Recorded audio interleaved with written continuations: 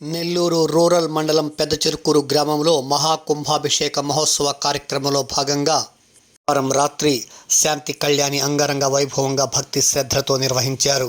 కార్యక్రమానికి కోవూరు శాసనసభ్యురాలు వేమిరెడ్డి ప్రశాంతిరెడ్డి ముఖ్య అతిథిగా పాల్గొని వారికి ప్రత్యేక పూజలు నిర్వహించారు.